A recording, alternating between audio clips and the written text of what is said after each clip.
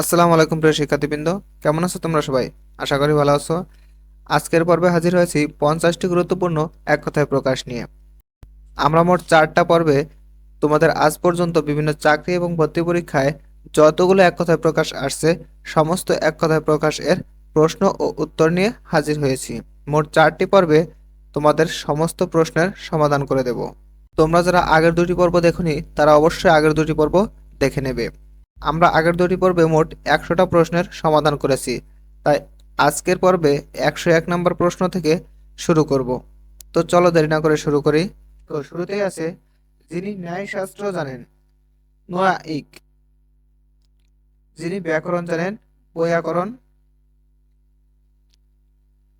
যিনি গান রচনা করেন গীতিকার, যিনি অভিনয় করেন যদি পুরুষ হয় তাহলে অভিনেতা, এবং যিনি অভিনয় করেন যদি নারী হয় তাহলে অভিনেত্রী, যিনি বক্তৃতা দেন বক্তা, যিনি অনেক ভাষা জানেন বহুভাষাবিদ, যিনি চিকিৎসা করেন চিকিৎসক, যিনি দেশের জন্য প্রাণ দেন শহীদ, যিনি কোনো কিছু সৃষ্টি করেন স্রষ্টা, যিনি সমালোচনার যোগ্য সমালোচ্য, যিনি কোনো কিছুর সাক্ষী সাক্ষী, যিনি স্থির নন চঞ্চল, যিনি চিরকাল থাকেন চিরস্থায়ী,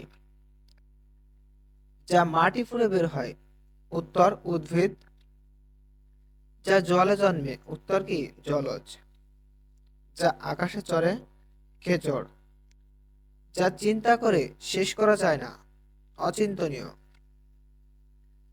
যা আগুনে পুড়ে না অদাহ্য, যা ভেদ করা যায় না অভেদ্য, যা স্পর্শ করা যায় না অস্পর্শ,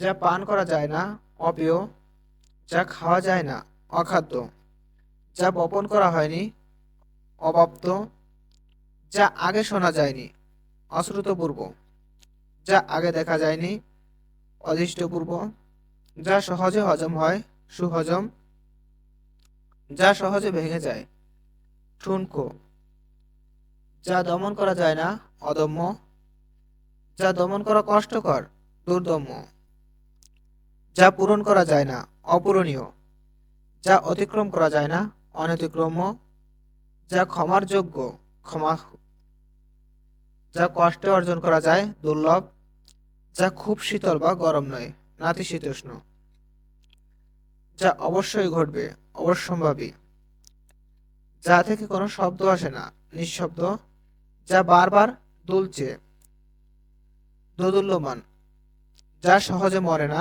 অমর, যা লাফিয়ে চলে প্লবক যেমন ব্যাঙ, যা অস্থাবর স্থাবর, যা পূর্বে কখনো হয়নি অভূতপূর্ব, যা উঁচু নয় নাতিক্ষুদ্র।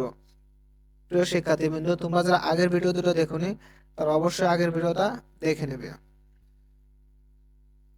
যা দেখা যাচ্ছে দৃশ্যমান, যা লেখা হয়েছে লিখিত, যা জলে চড়ে জলচর, যা আকাশে ওড়ে খেচর, যা গাছে ধরে গাছ পাকা, যা হাতে করা হয় হস্তনির্মিত, যা বিনা আয়াসে অর্জন করা যায় স্বাভাবিক।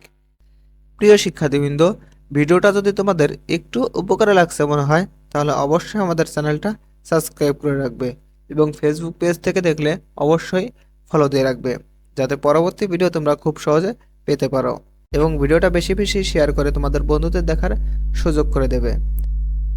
আল্লাহ হাফেজ।